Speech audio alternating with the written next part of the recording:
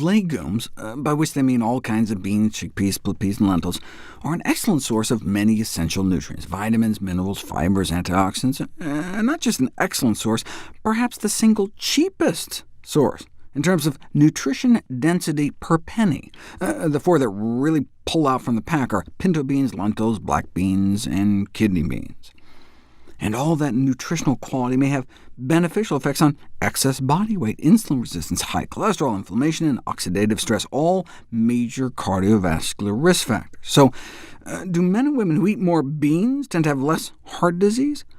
Yes, suggesting that increasing legume intake may be an important part of a dietary approach to the primary prevention of coronary heart disease in the general population, meaning prevention of heart disease in the first place.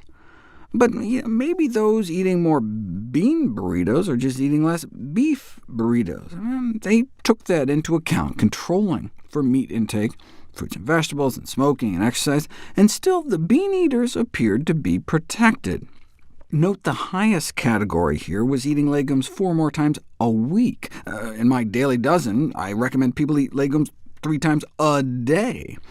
In Costa Rica, they were able to find enough people eating beans every day, and so even after controlling for many of the same things, like intake of saturated fat and cholesterol, 1 bean serving a day was associated with a 38% reduction in the risk of heart attack.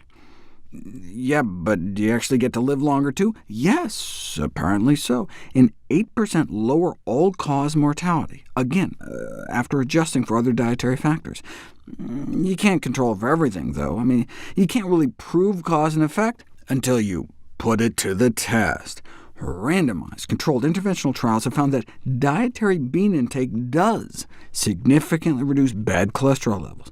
Dating back a half-century to 1962, measure cholesterol levels at baseline, and then add beans to their diet, and then remove beans from their diet. And look, beans have a low glycemic index and saturated fat content, and are high in fiber, potassium, plant protein, each of which independently confers blood pressure-lowering effects. But whether there's sufficient evidence to emphasize beans alone to lower blood pressure is unclear. Therefore, what we need is a systematic review and meta-analysis of controlled feeding trials, and here it is. And what they found is that beans do indeed lower blood pressure, no matter where you start out. OK, so beans may be able to prevent artery disease, but what about reversing it? Can the daily consumption of beans other than soy reverse vascular impairment due to peripheral artery disease? Peripheral artery disease results from a decrease in blood flow to the legs due to a buildup of atherosclerotic plaque higher up. Yeah, soybeans may help, but what about other beans?